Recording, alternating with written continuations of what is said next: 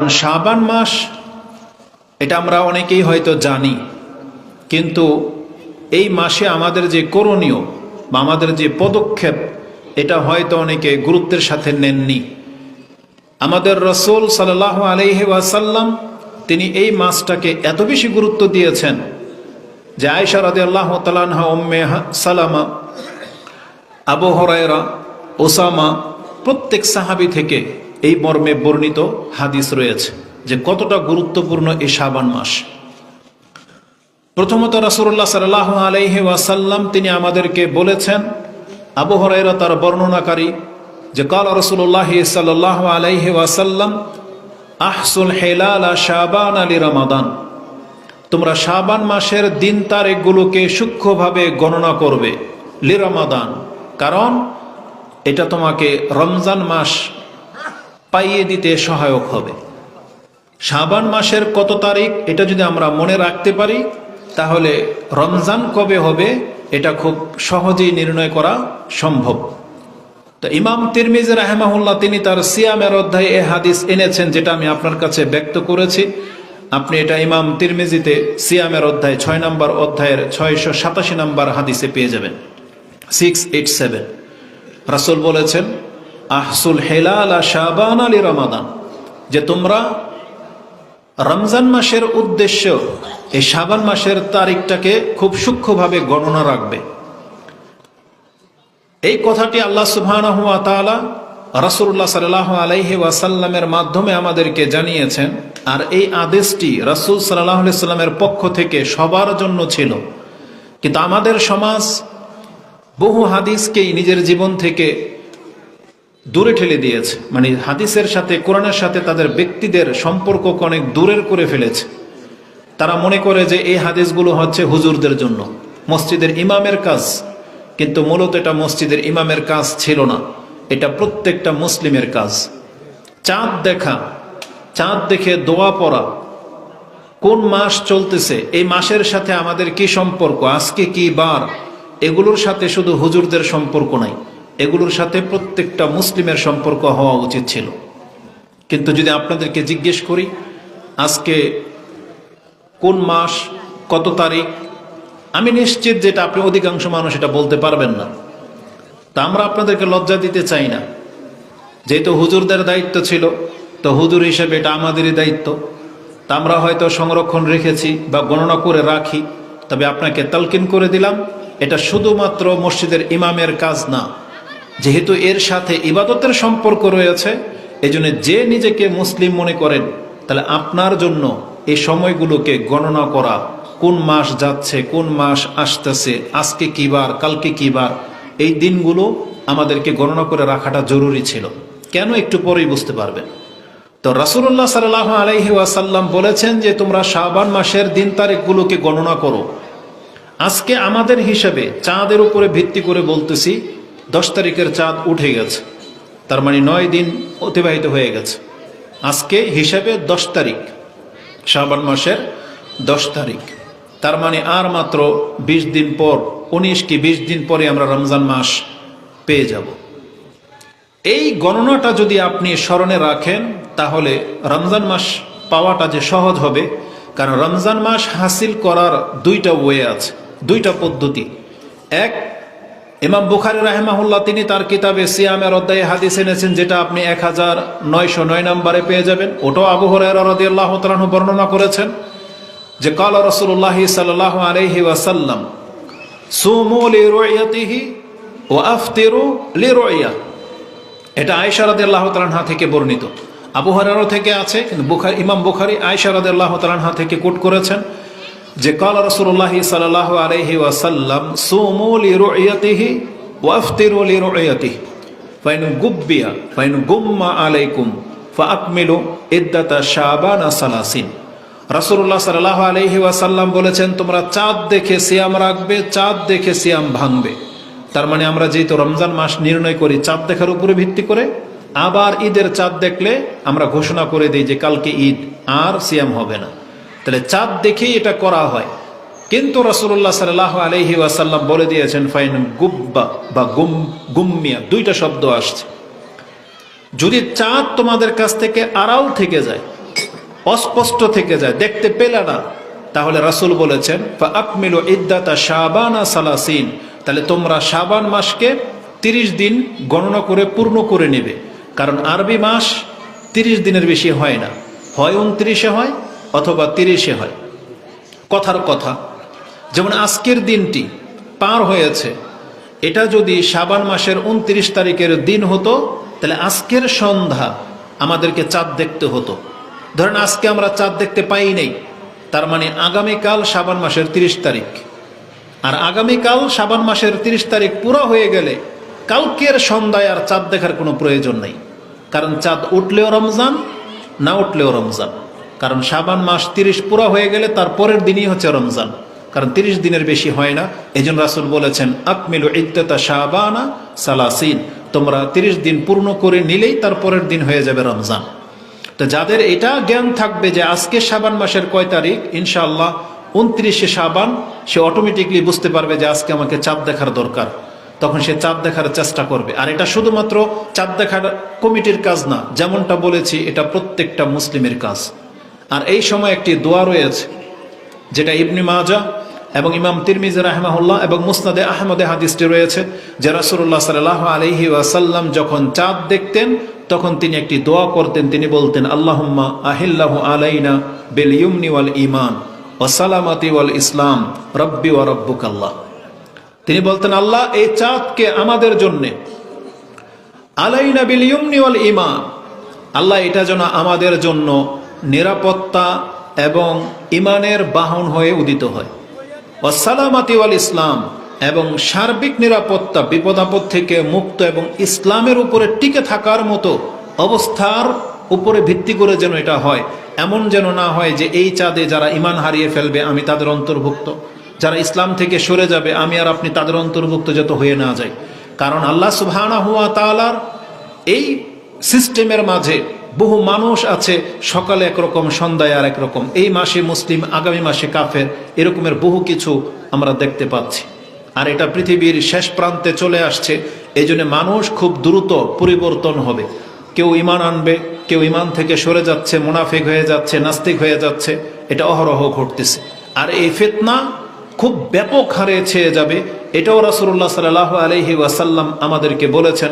ইমাম মুসলিম রাহিমাহুল্লাহ তিনি হাদিসটাকে কোট করেছেন এবং বলেছেন যে ক্বালা রাসূলুল্লাহ সাল্লাল্লাহু আলাইহি ওয়াসাল্লাম বাদিরু বিল আমালি ফিতানান কাকিতিল লাইলিল মুজলিম, তোমরা রাতের আধারের ন্যায় ফিতনা তোমাদেরকে ছেয়ে নেয়ার আগেই, তোমাদেরকে ঘিরে নেয়ার আগেই তোমরা আমল করে করে নিজেদের মর্যাদাটাকে আগে বাড়িয়ে নাও।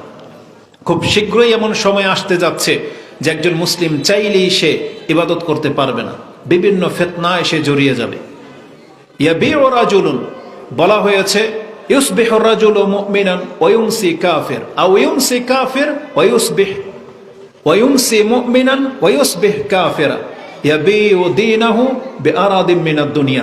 রাসূল বলেছেন কতক ব্যক্তি সকালে সে মুসলিম থাকবে কিন্তু সারাদিন তার সময়টা এমনভাবে কাটবে যে সন্ধ্যা পর্যন্ত তার ইমান তার অনুকূলে থাকবে না, সে ইমান হারা হয়ে যাবে। আবার যেই ব্যক্তি রাতে হয়তো মুসলিম ছিলেন কিন্তু রাতে এমন কিছু ঘটবে আপনার পরিস্থিতি যে সকাল পর্যন্ত আপনি আর ইমানের উপরে থাকবেন না, বরং আপনি আপনার ইমানটাকে নিজে বিক্রি করে দিবেন। রাসূল বলেছেন ইয়াবিউ দীনাহু বিআরাদিম মিনাদ দুনিয়া, সে দুনিয়া পাওয়ার জন্য তার দিনকে বিক্রি করে দেবে। আজকে আমাদের অধিকাংশদের চরিত্র কিন্তু এটাই। যদি উদাহরণ না দিয়ে আপনি বুঝতে পারবেন না যে আমি আর আপনার অন্তর্ভুক্ত কিনা। আজকে যারা ব্যবসা বাণিজ্যে জড়িয়ে গেছেন, ক্ষেত খামারে কাজ করেন, বিভিন্ন চাকরি করেন, আপনি আপনার সংসারকে টিকানোর জন্য, ইনকাম করার জন্য আজান হয় আপনি ভ্রুক্ষেপ করেন না। ওই সময়টা কিন্তু আপনার চাকরি করার সময় না, ওই সময়টা আপনার রিজিক অন্বেষণের সময় না। এই প্রত্যেকটা 5 ওয়াক্ত নামাজের যে সময়, এটা একটা হারাম সময়, নিষিদ্ধ সময়। কারণ এই সময় আপনার রবের সামনে উপস্থিত হওয়ার সময়। আপনি পড়ে নেন, সালাত আদায় করে নেন, তারপর আপনার জন্য আবার চাকরি করা, কাজ করা, হালাল কাজ হালাল হয়ে যাবে। যেটা আল্লাহ সুবহানাহু ওয়া তাআলা সূরা জুমার মধ্যে একটু ইঙ্গিত দিয়েছেন জুমার সালাতকে কেন্দ্র করে। ফাইজা নুদিয়া ইয়া আইয়ুহাল্লাযীনা আমানু ইযা নুদিয়া লিস-সালাতি মিন ইয়াউমিল জুমআ ফাসআউ ইলা যিকরিল্লাহি ওয়া যারুল বাই'।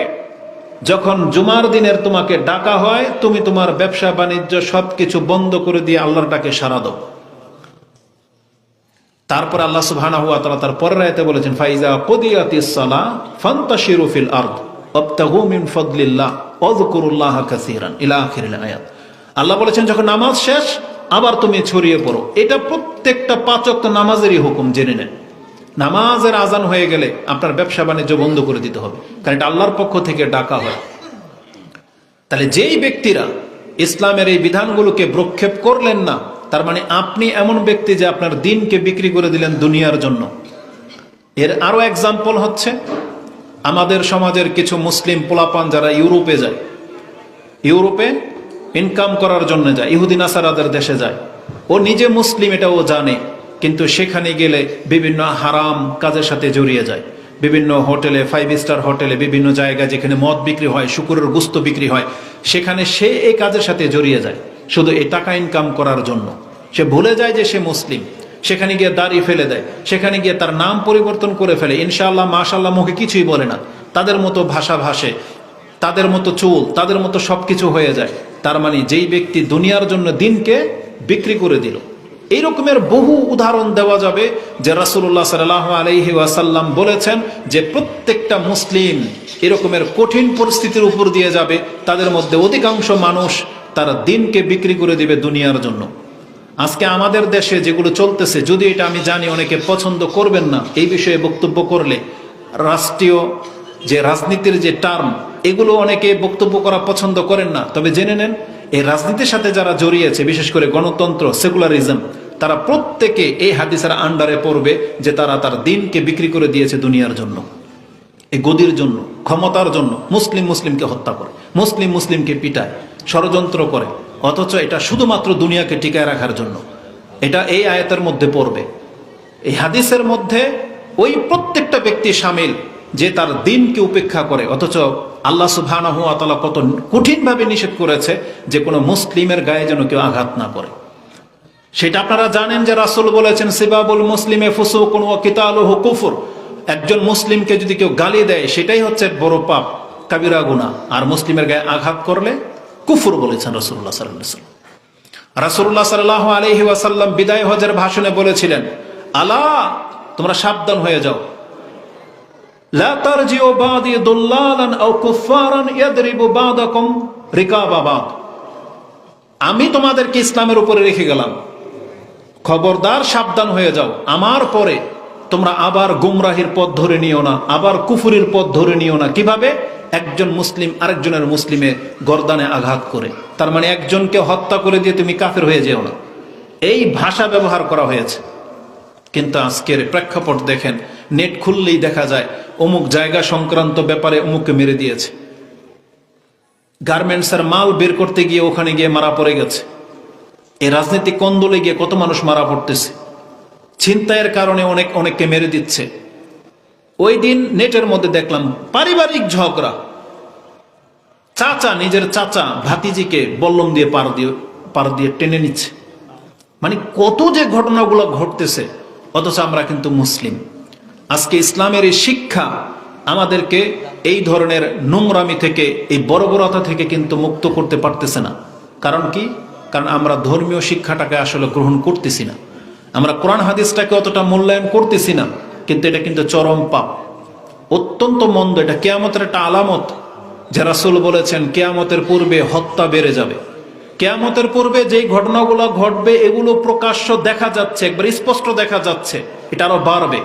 ইমাম বুখারী রাহিমাহুল্লাহ তিনি তার ফিতনার অধ্যায় 92 নম্বর অধ্যায় একটা হাদিস এনেছেন, যেটা আপনি 7161 নম্বরে পেয়ে যাবেন, 7061।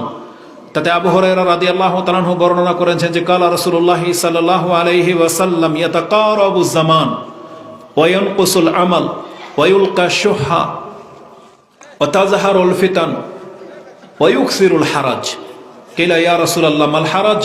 কালা আল কতল।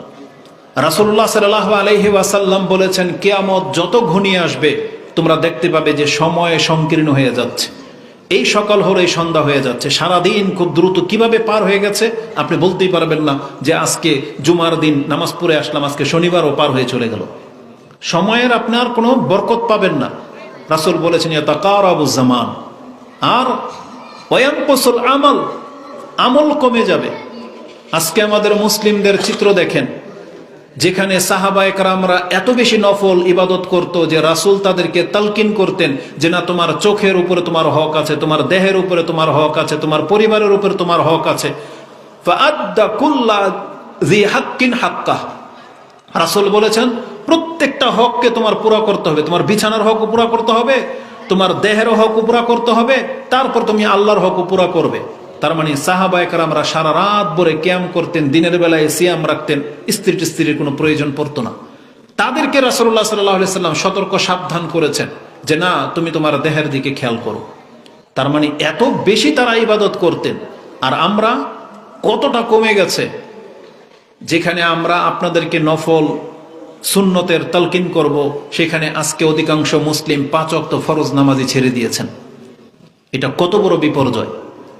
যেই সালাত, এটা আমাদের ঈমান, যে সালাত ছেড়ে দিলে রাসূলুল্লাহ সাল্লাল্লাহু আলাইহি ওয়াসাল্লাম কুফরি শব্দ ব্যবহার করেছেন। কিন্তু আমাদের কাছে এই সালাত, এই নামাজ সবচেয়ে বেশি অবহেলিত। অথচ যেই সালাত সম্পর্কে আল্লাহ সবচেয়ে বেশি গুরুত্ব দিয়েছেন কোরআনে। আল্লাহ শুধু নামাজ পড়তে বলেন নাই, আল্লাহ এটাকে হেফাজত করতে বলেছেন। আল্লাহ বলেছেন আকিমিস সালাহ, কায়েম করো।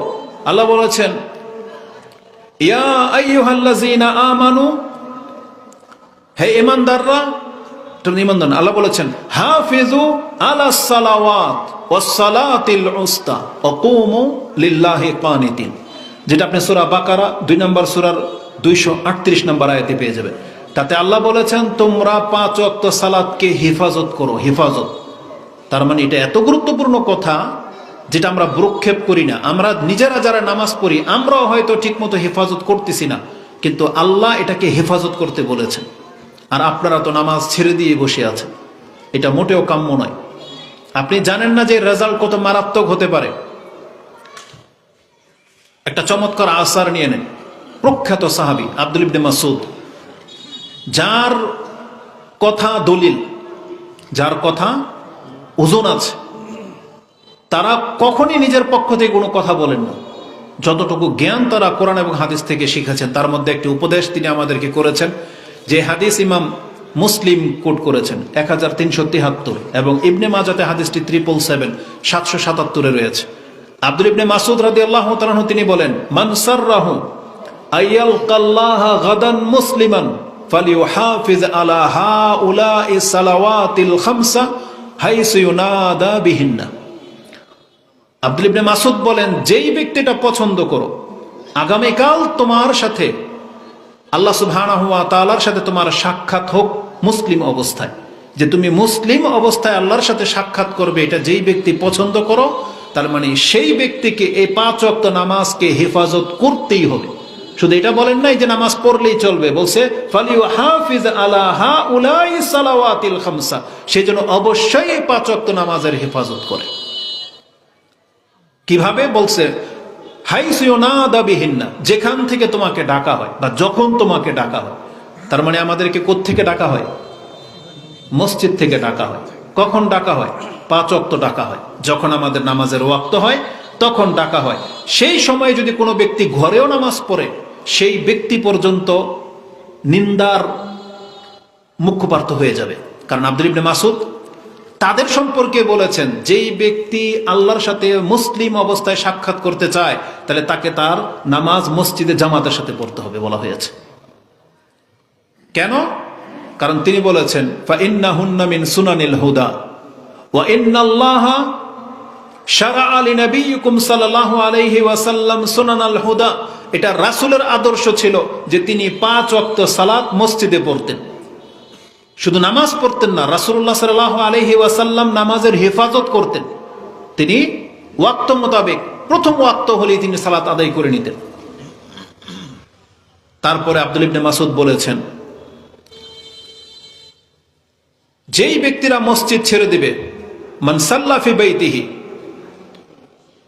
কামা ইউসাল্লি,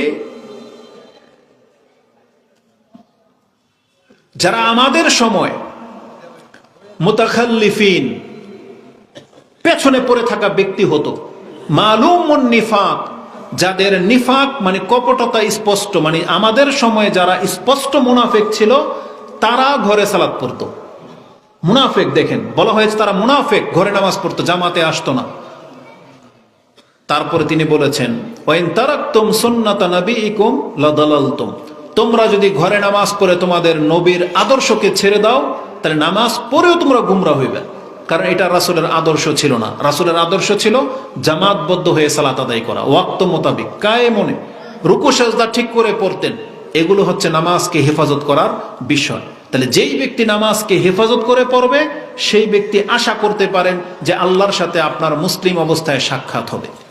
তো রাসূলুল্লাহ সাল্লাল্লাহু আলাইহি ওয়াসাল্লাম বলেছেন যে ইয়ানকুসুল আমল, আমল কমে যাবে। আর আমাদের আমলের সবচেয়ে বড় আমল যেটা 5 ওয়াক্ত নামাজ, এটাই আমি আপনাকে দেখালাম যে অধিকাংশ ব্যক্তি নিজেকে মুসলিম দাবি করেন অথচ আপনি সালাত আদায় করেন না। এটা মোটেও কাম্য নয়। আমাদেরকে অবশ্যই আমাদের ফরজ ইবাদতের দিকে ফিরে আসতে হবে। যে ইবাদত না করলে আপনি মুক্তিই পাবেন না। সুন্নাহ, নফল, এগুলো আপনার মানকে বাড়াবে, এগুলো আপনার মর্যাদা উঁচু করবে, এগুলো আপনার পাপকে মাফ করাবে। কিন্তু জান্নাতের দরজা আপনার ফরজ ইবাদতবিহীন খুলবে না। জান্নাতের যতগুলো দরজা তা প্রত্যেকটা ফরজ ইবাদতের সাথে যুক্ত। একটা দরজা হচ্ছে বাবুস সালাহ, একটা হচ্ছে বাবুল জিহাদ, একটা হচ্ছে বাবুর রাইয়ান, একটা হচ্ছে বাবুল জাকাত বা বাবুস সাদাকা, মূলত এটা জাকাতের দরজা। এইভাবে আল্লাহ সুবহানাহু ওয়া তাআলা, একটা হচ্ছে বাবুল ওয়ালিদাইন, পিতামাতার দরজা। তার মানে পিতামাতাকে খেদমত করা এটা কি নফল কাজ? কি কাজ? ফরজ কাজ। তার মানে যতগুলো জান্নাতের দরজা আছে প্রত্যেকটা কোনো না কোনো ফরজ কাজের সাথে রিলেটেড, যুক্ত। এই জন্য আপনাকে জান্নাতের দরজা খুলতে হবে, আপনার উপরে যেগুলো ফরজ সেগুলোকে আগে ঠিক করতে হবে। তারপরে আপনার নফল সুন্নাহ আপনাকে উপকৃত করবে। কিন্তু যে ব্যক্তিরা ফরজ ইবাদত ছেড়ে দিয়েছেন আপনি খুব চরমভাবে ধরা খেয়ে যাবেন। ইসলামের যে রুকন বলা হয়েছে 5টি, তার মধ্যে প্রথম হচ্ছে আপনি ইসলাম গ্রহণ করলেন, আপনি নিজেকে মুসলিম বানালেন, আর শাহাদাতাইন, 2টা সাক্ষী দিলেন যে আশহাদু আল্লা ইলাহা ইল্লাল্লাহ ওয়া আশহাদু আন্না মুহাম্মাদুর রাসূলুল্লাহ। তাহলে আপনি এখন মুসলিম হইলেন। এটা ইসলামের প্রথম পিলার, এটা বলতে হবে আপনাকে। দ্বিতীয়টাই হচ্ছে 5 ওয়াক্ত সালাত, তারপরে যাকাত, তারপরে রমজান মাসের সিয়াম, আর সম্ভব হলে জীবনে একবার হজ। প্রত্যেকটা আমলের সাথে রিলেটেড, আর প্রত্যেকটা এক একটা জান্নাতের দরজা আপনি জেনে নেন। এগুলো বিহীন আপনার জান্নাতের দরজা খুলতেই পারবেন না। এজন্য আমল লাগবে। কিন্তু আজকে কিয়ামত যত ঘনিয়ে আসবে, রাসূল বলেছেন ইয়ানকুসুল আমল, আমল কমে যাবে। আজকে দেখেন অধিকাংশ মসজিদগুলো ফাঁকা থাকে, ফজর নামাজে তো আপনাদেরকে পাওয়াই যাবে না। যেই জায়গায় ইবাদতের কথা আসে সেখানে মুসলিমরা মজা পায় না, তারা শুধু খেলতামশা, ক্রিয়া কৌতুকের সাথে জড়িয়ে থাকতে চায়। এটা মোটেও কাম্য নয়। তারপর রাসূলুল্লাহ সাল্লাল্লাহু আলাইহি ওয়াসাল্লাম বলেছেন ওয়ায়ুলকাশ শুহ, কৃপণতা বৃদ্ধি পাবে, মানুষের অন্তরে কৃপণতা বাসা বাঁধবে। তারা কল্যাণকর কাজে খরচ করতে চায় না।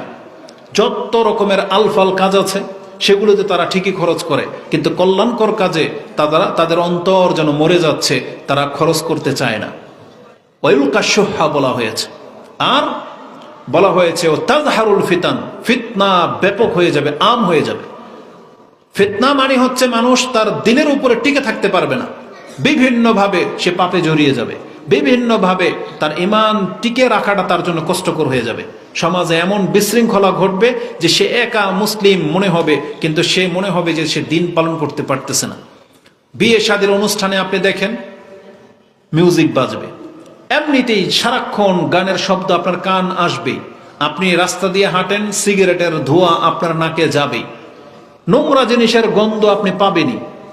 আপনি একটা সমাজও দেখাইতে পারবেন না বাংলার জমিনে যেটা নেশা মুক্ত, গন্ধ জিনিস মুক্ত আপনি দেখাইতে পারবেন না। সব সমাজের চিত্র এটা। অথচ আমরা মুসলিম 90% কি তারও বেশি মুসলিমের দেশ এই বাংলাদেশ, কিন্তু ইসলাম কায়েম হচ্ছে না। কেন? কারণ আমাদের প্রত্যেকের মধ্যে, আমাদের চরিত্রের মধ্যে সমস্যা আছে, প্রত্যেকের মধ্যে আমাদের ঘাটতি আছে। আমাদের ঈমানও দুর্বল, আমল তো ওই যে বললাম যে আমল আমাদের কাছ থেকে বিদায় নিচ্ছে, গায়েব হয়ে যাচ্ছে। যেখানে সবচেয়ে বড় আমল, আমি আবারও বলি, 5 ওয়াক্ত সালাত, এটাই যখন আপনি ছেড়ে দিয়েছেন আপনার কাছ থেকে আর কোনো কিছু আশা করা যায় না। এই জন্য আজকের এই সংক্ষিপ্ত বক্তব্যের মাধ্যমে আমি আপনাদেরকে শুধু এটা তালকিন করতে চাই, আপনার নামাজকে ঠিক করেন। এই 5 ওয়াক্ত নামাজ ঠিক থাকলে তারপরে অন্য ইবাদতের কথা আপনাকে জিজ্ঞাসা করা হবে। নাহলে কিয়ামতের মাঠে যার নামাজ নাই তার আগ বাড়িয়ে আল্লাহর দ্বিতীয়টা জিজ্ঞেস করবে না যে ঠিক আছে একটা না হয় করো নাই, তোমার আরেকটার খবর বলো। প্রশ্নই ওঠে না, প্রশ্নই ওঠে না। স্টেপ বাই স্টেপ সেখানে প্রথম ইমানের পরীক্ষা করা হবে। ইমানের পরপরই আমলেরই ব্যাপার যখন আসবে তখনই আপনাকে নামাজের কথা জিজ্ঞাসা করা হবে। আর এটা আপনারা জানেন যে প্রত্যেক ব্যক্তির, ইমানদারদের সর্বপ্রথম তার আমলের মধ্যে নামাজের হিসাব নেওয়া হবে। হাদিসটা পড়েই দিই আপনাকে। ইমাম তিরমিজি রাহিমাহুল্লাহ তিনি হাদিসটাকে কোট করেছেন, 413 নম্বরে পেয়ে যাবেন। নাসাইতে হাদিসটি আপনি 464, 65, 66, 65 এবং 66, 465 এবং 66তে পেয়ে যাবেন। এটাও আবু হুরায়রা রাদিয়াল্লাহু তাআলা আনহু বর্ণনা করেছেন যে ক্বালা রাসূলুল্লাহ সাল্লাল্লাহু আলাইহি ওয়াসাল্লাম আউয়ালু মা ইউহাসাবু বিহিল আবদু ইয়াউমাল কিয়ামাতি মিন আমালিহি সালাতুহু ফাইন সালাহাত ফাকাদ আফলাহা ওয়া আনজা ওয়া ইন ফাসাদাত ফাকাদ খাবা ওয়া খাসির। কিয়ামতের মাঠে একজন মুসলিম বান্দার সর্বপ্রথম তার ইবাদতের মধ্যে তার নামাজের হিসাব নেওয়া হবে। যদি সে তার নামাজকে ঠিক করে থাকে, ঠিক রেখে থাকে, বাকি আমলগুলো ইনশাআল্লাহ ঠিক হয়ে যাবে, গণ্য হবে যতটুকু সে করুক না কেন। ওয়া ইন ফাসাদাত, আর যেই ব্যক্তি তার নামাজকে নষ্ট করেছে তার অন্য নামত এমনি বরবাদ হয়ে যাবে।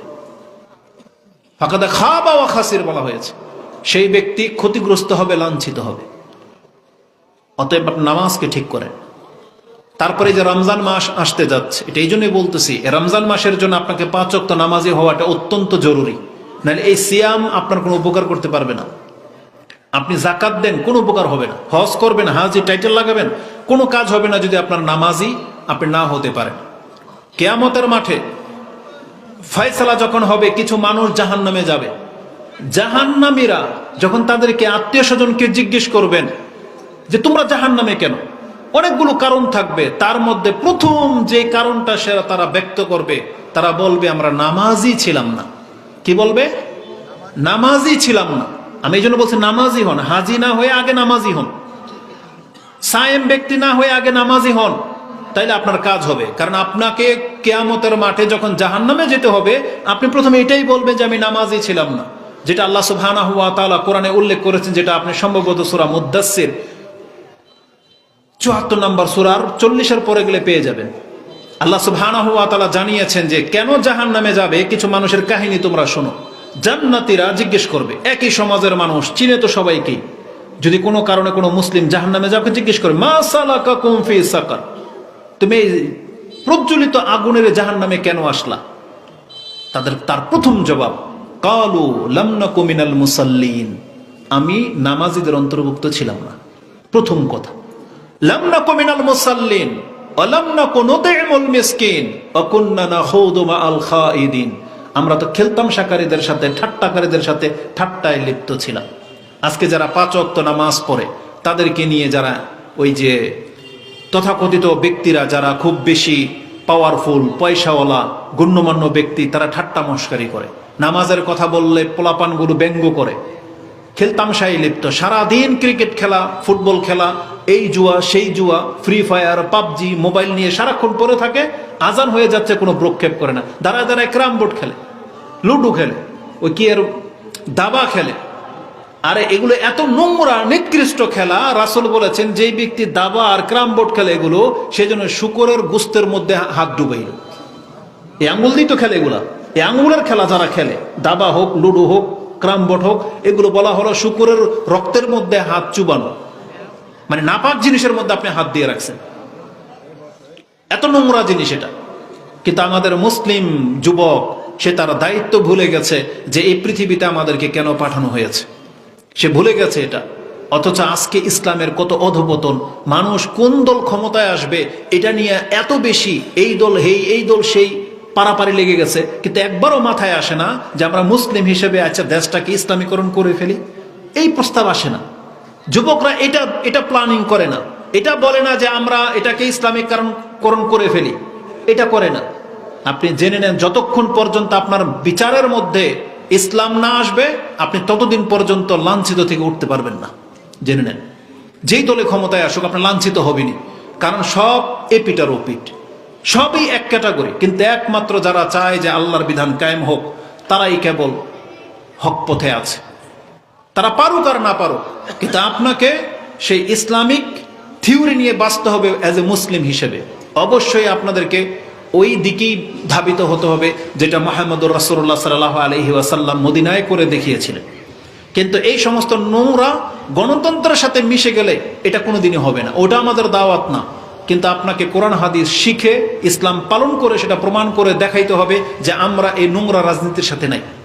এটা আপনাকে প্রমাণ করতে হবে যে মুসলিম এই সমস্ত গণতন্ত্রে বিশ্বাসী না, মুসলিমের থিওরি আলাদা, মুসলিমরা এককভাবে নির্বাচিত বিশ্বাসী যে আমাদের এলাকার উমুক হবে, ওই আলেম হবে আমাদের কাউন্সিলর, আমাদের নেতা, পাস হয়ে যাবে। এর বিপরীত কেউ দাঁড়াবে এই ক্ষমতা যেন না থাকে, এটা হইতে হবে থিওরি।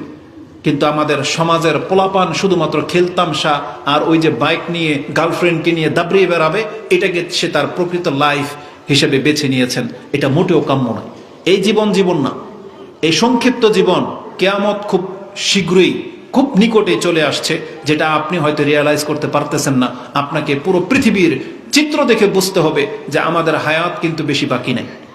এমনিতে আমাদের হায়াত কম। রাসূল বলেছেন আমার উম্মতি বাইনা 60 ইলা 70 ওয়া আকাল্লুহু ওয়া আকাল্লু মা ইয়াজুজু আন যালিক। রাসূল বলেছেন আমার উম্মতের বয়স এমনিতেই 60 থেকে 70, এটাকে ক্রস করতে পারবে খুব অল্প কিছু মানুষ। আপনি কয়জন পাচ্ছেন 80 বছরের উপরে বয়স? কয়জন পাচ্ছেন? তাদের সংখ্যা নাই বললেই চলে। অধিকাংশ মানুষ এই 60 থেকে 70 বছরের মধ্যে মরে যাবেন। তাহলে যাদের বয়স 60 ক্রস করে ফেলেছেন, আপনি এবার গণেন তো দেখে আপনি কয়দিন বাঁচবেন। ধরে নিলাম আপনার 10 বছর বাঁচবেন, তাহলে এখনো কি আল্লাহর কাছে তওবা করে ফিরে আসার সময় হয় নাই? এখনো আমাদের ওই মুরব্বীদেরকে কিছুদেরকে দেখেছি এই মাহফিল থেকে ফিরে যায়, যাওয়ার পথে একটা বিড়ি ধরায় ধরে তারপর বাসায় যায়। এটা মোটেও কাম্য নয়। দেখেন যুবকদের রক্ত গরম, যুবকরা পাপ করে সেটার একটা রিজন আছে। যদিও তারা অপরাধ করতেছে, কিন্তু এই পাপের একটা রিজন আছে। তারা নাবালক, বোঝে না, এখন পর্যন্ত ওইটা ফিল করতে পারে নাই। কিন্তু একজন 60 বছরের ব্যক্তি যদি দাড়ি রেখে টুপি পরে আবার যদি এই যে সিগারেট, বিড়ি, জর্দা এগুলোর সাথে জড়ান, তারপরে এশার নামাজ পড়ে গিয়ে চায়ের দোকানে বসবেন, আবার বসে বসে হিন্দি সিরিয়ালও দেখবেন, আবার গল্পও শুনবেন, এটা মুরব্বী আপনাদের দ্বারা মানায় না। এটা এখন এই বয়সটা না। এই বয়সটা আপনাকে এখন আল্লাহ সুবহানাহু ওয়া তাআলার কাছে বেশি বেশি ইস্তেগফার করার বয়স। এখন আপনি আরো পারলে 2 রাকাত সালাত বেশি পড়বেন, এটার বয়স। কারণ কি জানেন, আমাদের মতন বয়স থাকতে বা আরো অল্প বয়স থাকতে আপনি আমি বহু পাপ করেছি, সব আপনার মনে আছে, সব আপনার মনে আছে। কিন্তু এই বয়সে আপনাকে কিন্তু আল্লাহ তখন মেরে দেয় নাই। কেউ ডাকাত ছিলেন, কেউ দস্যু ছিলেন, কেউ জেনা করেছেন, কেউ হত্যাও করেছেন, কেউ চুরিও করেছেন, কিন্তু ওই সময়টা আপনার মৃত্যু আসে নাই। আল্লাহ আপনাকে কিন্তু এই বয়সে পদার্পণ করার কারণে দেখেন আপনার সব পাপ থেমে গেছে, কোনো পাপই আপনি এখন করেন না। তাহলে আপনার এই বয়সটা হচ্ছে কল্যাণকর বয়স। এটা হচ্ছে আল্লাহ সুবহানাহু ওয়া তাআলার পছন্দনীয় জীবন।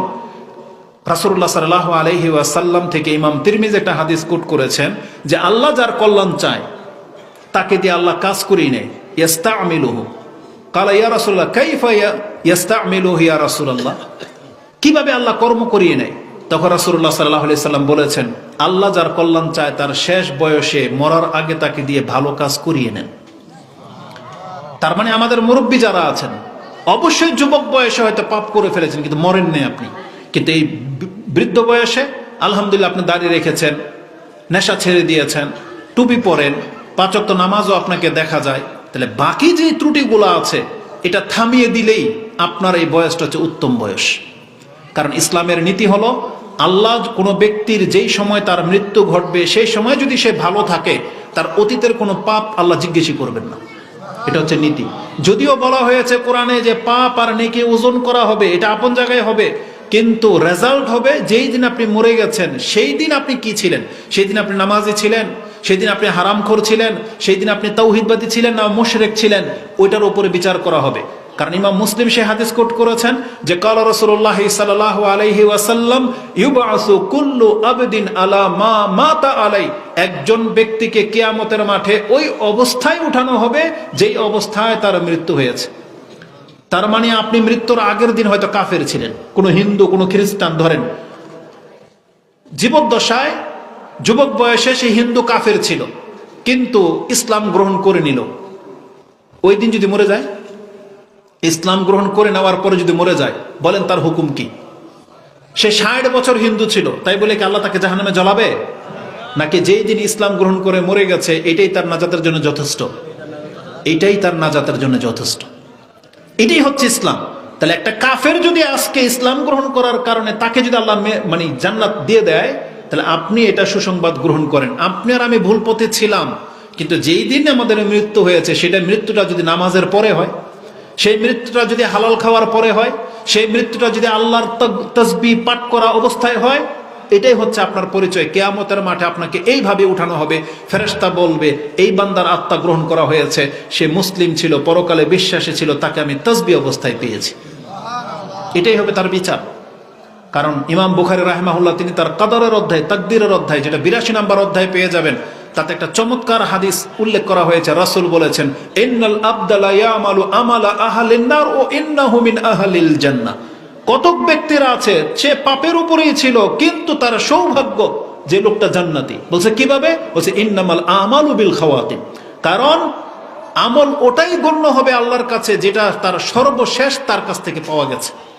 তার মানে যারা যুবক বয়সে মরেন নাই পাপ করা অবস্থায়, এখন যদি মরে যান, তার মানে এখন আপনার কোনো পাপ নাই। তাহলে রাসূল বলেছেন এই লোকগুলা সব জাহান্নামী ছিল, কিন্তু তার তকদির এত ভালো যে সে এখন জান্নাতি। কেন? ইন্নামাল আমালু বিল খাওয়াতিম, কারণ তার শেষটা ভালো। বুঝেন? তার মানে যার শেষ ভালো তার সব ভালো। এটা হচ্ছে ইসলামের নীতি। কোনো ব্যক্তি যদি তওবা করে ফিরে আসে, আল্লাহর রাস্তা ধরে নেয়, আল্লাহ তার 60 বছরের পাপ সম্পর্কে জিজ্ঞেসই করবেন না। এটা হচ্ছে আল্লাহ সুবহানাহু ওয়া তাআলা। কারণ তওবা মানুষকে এতটা মান বাড়িয়ে দেয়। বরং আল্লাহ সুবহানাহু ওয়া তাআলা এটা ওয়াদাও করেছেন, তুমি টেনশন করো না, যদি তওবাটা উত্তম ভাবে হয়। আল্লাহ এটা আমাদেরকে কোরআনে জানিয়েছেন, যেই ব্যক্তি উত্তম ভাবে তওবা করে ফিরে আসবে, ধরে নেন তার কিছুদিন পরে আপনি মরে গেলেন, তাহলে আপনার আমলনামায় সব পাপ আর পাপ। আপনি কিভাবে মর্যাদাবান হবেন? আল্লাহ বলেছেন তুমি চিন্তা করো না, তুমি যদি সত্যিকার অর্থে তওবা করে আমার রাস্তা ধরে নাও, আমি তো তোমাকে ক্ষমা করবই। তোমার ওই আমলনামার মধ্যে যে পাপ আছে ওগুলো মিটিয়ে দিয়ে আমি নেকি দিয়ে রূপান্তরিত করে দেব। এটা হচ্ছে আল্লাহ সুবহানাহু ওয়া তাআলা। কোরআন এবং হাদিস এটা আছে। ওটা বলতে গেলে অনেক লম্বা সময় লেগে যাবে। তবে আমরা যেটা দেখাতে চাচ্ছি, যে রাসূল বলেছেন যে আমল কমে যাবে, ফিতনা ব্যাপক হয়ে যাবে। যে ফিতনা কি? মানুষ সকালে মুসলিম, বিকালবেলায় কি হয়ে যাবে, সে তার দুনিয়ার জন্য লোভে পড়ে সে তার দিনকে বিক্রি করে দেবে। আমরা তো মাঝে মাঝে শুনতে পাই যে মানুষ টাকার কারণে, টাকার লোভে ইসলাম গ্রহণ ছেড়ে দিয়ে সে খ্রিস্টান হয়ে যাচ্ছে। আপনি ওইটা না হলে বুঝেন, কিন্তু নিজেকে দিয়ে আপনি উদাহরণ নিতে পারবেন। খ্রিস্টান হয়ে যাওয়াটাই শুধু দিনকে বিক্রি করে দেওয়া না, বরং আপনার দিনকে ছেড়ে দেওয়া, দিনের উল্টা মুখে চলা, এটাও দিনকে বিক্রি করে দেওয়া। আপনি দুনিয়ার জন্য দিনকে ছেড়ে দিলেন, এটাই উল্টামুখী হওয়া। ইমাম বুখারী রাহিমাহুল্লাহ তিনি তার ফিতনার প্রথম হাদিস যেটা আনছেন, যেটা হচ্ছে আপনার 7048, মেবি 7048, ভুল হবে না হয়তো, 7048, 7048, যেটা ফিতনার প্রথম হাদিস, 92 নম্বর অধ্যায়। তিনি বলেছেন, ইবনে আবি মুলাইকা রাদিয়াল্লাহু তাআলা আনহু থেকে রাহিমাহুল্লাহ থেকে বর্ণনা করা হয়েছে যে উম্মে সালামা তিনি বলেন যে কালা রাসূলুল্লাহ সাল্লাল্লাহু আলাইহি ওয়াসাল্লাম আনা আনতাজিরু আলাল হাউদ, আমি আমার হাউজে কাউসারের উপরে অপেক্ষমান থাকবো। মাই ইউরিদা আলাইয়া, যে আমার সামনে দিয়ে যাবে আমি তাকে নিজের হাতে হাউজে কাউসারের পানি পান করাবো। রাসূল বলেছেন ফায়ুখাযু বিনাসি মিন দুনি, কিন্তু কিছু মানুষকে আমার কাছ থেকে আটকে দেওয়া হবে। তখন আমি বলবো উম্মতি, এটা আমার উম্মত, তাকে ছাড়া হোক। যেমন এই যে আমরা এখানে আসছি, এখানে ব্রেকেট দেওয়া, এখন এখানে যদি ভলান্টিয়ার থাকতো কেউ এখানে আসতে পারতো না। এখন যেমন আমরা কি বলতেছি, ছেড়ে দেন, এটা আমাদের লোক, বলি না অনেক সময়। রাসূল বলবেন উম্মতি, আমার লোক, ছেড়ে দেওয়া হোক, আমার উম্মা। তখন রাসূলকে বলা হবে লা তাদরি, আপনি জানেন না, মাশাওয়ালা কাহকারা, যাকে আপনি আপনার উম্মত বলে দাবি করতেছেন, এই ব্যক্তি তো আপনার রেখে যাওয়া পথে ছিল না, আপনি মরে যাওয়ার পরে সে উল্টা পথে হেঁটেছে। বুঝেন? মাশাওয়ালা কাহকারা, কাহকারা মানে বোঝেন এমন না যে আমরা ধীর গতিতে চলতেছি, রাসূল তো কোথায় চলে গেছে, সাহাবায়ে কেরামরা কত দূরে চলে গেছে, আমরা যাচ্ছি আস্তে আস্তে, তাও নাজাত পেতেন। কিন্তু বলা হয়েছে মাশাওয়ালা কাহকারা, আপনাকে যেতে বলছে এই রাস্তায়, আপনি গেছেন এই রাস্তায়, উল্টা, বরং থেমে গেছেন, থেমে আস্তে আস্তে পেছন দিকে সরে গেছে। এটা কেমন দৃশ্য জানেন? আপনি দেখবেন অনেক সময় যে পোলাপানকে আপনি মাদ্রাসায় আনতে চান, ওদের ওখানে দেখছেন মাদ্রাসায় যায়নি, ও রাস্তায়, ওকে ডাকছেন আয় এখন চল মাদ্রাসা নিয়ে দিয়ে আসবেন। আপনি একটু অন্যমনস্ক হবেন, হঠাৎ করে ছায়া দেখেন ও পেছনে নাই। বুঝেন না? হয় নাই কারোর সাথে এরকম ঘটনা? যে পিচ্ছিকে আপনি বাজারে নিয়ে যাচ্ছেন অথবা মাদ্রাসায় কোন একটা কাজে ডাকছেন, ও খেলায় ব্যস্ত, কিছুক্ষণ হাঁটার পর দেখেন ও গায়েব নাই, তার মানে কি ও আপনার রাস্তায় আসে নাই, অন্য রাস্তা ধরে নিয়েছে। ঠিক এই কথাটাই হচ্ছে কাহকারা। রাসূল বলেছেন ওয়ান্না হাযা সিরাতি মুস্তাকিমান ফাত্তাবিউ ওয়ালা তাত্তাবিউ সুবুলা ফাতাফাররাকা বিকুম আন সাবিলি। রাসূল বলেছেন এই যে আমি তোমাদেরকে একটা সঠিক রাস্তার উপরে ছেড়ে গেলাম, আসো আমার পেছনে পেছনে, তোমরা আল্লাহর পথ পেয়ে যাবে। কিন্তু আমরা অধিকাংশ মুসলিমরা রাসূলের পথ ছেড়ে দিয়ে বিভিন্ন পথ ধরে নিয়েছি। এটাই হলো মাশাওয়ালা কাহকারা। এই ধরনের ব্যক্তিদেরকে রাসূলুল্লাহ সাল্লাল্লাহু আলাইহি ওয়াসাল্লামের সামনে আসতে দেওয়া হবে না, যারা তাদের দিন থেকে মুখ ফিরিয়ে নিয়েছে। রাসূলের সুন্নাহ এটা তাদেরকে জানানো হয়েছে, এটা রাসূলের আদর্শ জানানো হয়েছে। কিন্তু আমাদের নিউ জেনারেশন, তারা রাসূল সাল্লাল্লাহু আলাইহি ওয়াসাল্লামের একটা আদর্শকে গ্রহণ করে নেয়, না তার পোশাকের ক্ষেত্রে, না তার চরিত্রগত দিক থেকে, তার মামলাতের দিক থেকে, স্টাইলের দিক থেকে কিচ্ছু তারা রাসূলুল্লাহ সাল্লাল্লাহু আলাইহি ওয়াসাল্লামের কাছ থেকে গ্রহণ করে নেয়। তাদের আপাত মস্তক সবকিছু কোনো না কোনো নায়ক, কোনো না কোনো গায়ক, কোনো প্লেয়ার, কোনো উমুক তুমুক তাদের কাছ থেকে গ্রহণ করেছে। আমরা মাঝে মাঝে আপনাকে একটা উদাহরণ দিয়ে বলি, যেই দোকানে আপনি সেলুনে চুল কাটান, সেখানে কিছু পিকচার লাগানো থাকে নায়কদের, গায়কদের এবং বিভিন্ন খেলোয়াড়দের। মুসলমানদের কি হওয়া উচিত ছিল? আপনি গিয়ে বলেন যে আমার চুলটা এরকম হবে, এটা আবু বকর? ওটা আবু বকর ছিল? তাহলে ওমর, ওসমান, আলী? তাহলে কার মতো করে আপনি চুল কাটতে বলতেছেন? কে সে? হয় একটা ইহুদি, অথবা একটা খ্রিস্টান, অথবা একটা হিন্দু, আর না হয় এমন মুসলিম যে তার রবকেই চিনে না, তাই না? তার মানে তাদের ছবিগুলো তো লাগানো থাকে, তার এখান দিয়ে চুল আছে, এখান দিয়ে নাই, এখান দিয়ে ঝুলা পড়তেছে। কিন্তু আপনি মুসলিম, আপনার তখন এটা হিতাহিত জ্ঞান থাকে না যে আমি মুসলিম, আমার ইসলামের কিছু রুলস রেগুলেশন রয়েছে, যে আমার কিছু নিয়ম নীতি আছে, আমি এর বাইরে যেতে পারবো না। আপনি চুল বড় রাখেন, ইটস ওকে, কোনো সমস্যা নাই, ছোট রাখেন তাও চলবে, কিন্তু আপনি যা তা করতে পারবেন না চুলের সাথে। একরকম আপনাকে একটা ভদ্র যেটা আমাদের সমাজে, মুসলিম সমাজে ভদ্রতা বোঝায়, আপনাকে সেই জিনিসটাকে মেনটেন করে চলতে হবে। আপনি জিন্সের প্যান্ট পরেন, কোনো সমস্যা নাই, কিন্তু সেটা প্রস্রাব করতে গেলে যেন বাধা যেন হয়ে না দাঁড়ায়। এমন যেন না হয় যে প্যান্ট পরে আপনি নামাজ পড়তে পারবেন না, রুকুতে গেলে আপনার পাছা বেরিয়ে যাবে, এগুলো চলবে না। আপনি প্যান্ট পরেন, কিন্তু টাকনার উপরে হতে হবে। ইসলামের কিছু নিয়ম নীতি আছে, কিন্তু মুসলিম ভাই আমার, আপনি এটার কোনো কদর করলেন না। আমাদের মা বোনরা ইসলাম তো একবার বুড়া আঙ্গুল দেখিয়ে দিয়েছে, ইসলামের মহিলারা বুড়া আঙ্গুল দেখিয়ে দিয়েছে, যে হুজুরদের কথা মানি না, কিন্তু সেটা ভুলে গেছে যেটা হুজুরদের কথা ছিল না, এটা তার রবের কথা ছিল। ভুলে গেছে যে পর্দা করা, তাকে ঘরে থাকতে হবে, এটা হুজুরদের বিধান না, এটা কার বিধান? আল্লাহর বিধান। তাহলে তারা যখন বিরুদ্ধাচরণ করলো, এটা কোনো হুজুরের বিরুদ্ধাচরণ করলো? কার বিরুদ্ধাচরণ করলো? আল্লাহর বিরুদ্ধাচরণ করলো। কারণ পর্দার বিধানটা কোনো হুজুর রচিত করে নাই, এটা স্বয়ং রাসূলও করে নাই, এটা আল্লাহ করেছেন। কিন্তু আমাদের মুসলিম মা বোনদেরকে কেউ এভাবে বুঝায় না। তারা তাদের জীবনটাকে এমন ভাবে সস্তা করে দিয়েছে যে একটা চকলেট, একটা ললিপপ, একটা আইসক্রিমের কাছে গলে যায় একটা পুরুষের কাছে। এইটার জন্য সে এত দামি করে তাকে সৃষ্টি করা হয়েছে। ওই এক প্লেট ফুসকার কাছে আপনি হেরে যান, এটা মোটেও উচিত নয়। আপনাকে খুব দামি করে সৃষ্টি করা হয়েছে। রাসূল কি বলেছেন? আলমারআতু আওরা, মুসলিম মহিলা বা মহিলা পুরাটাই ঢেকে রাখার বস্তু ছিল। কি জিনিস ঢেকে রাখেন আপনি? সবচেয়ে দামি জিনিস ঢেকে রাখেন। তাহলে এই মহিলাগুলো নিজেকে একবারে সস্তা করে দিল, আর এরাই অধিকাংশ মহিলাদের তকদিরকে খেয়েছে।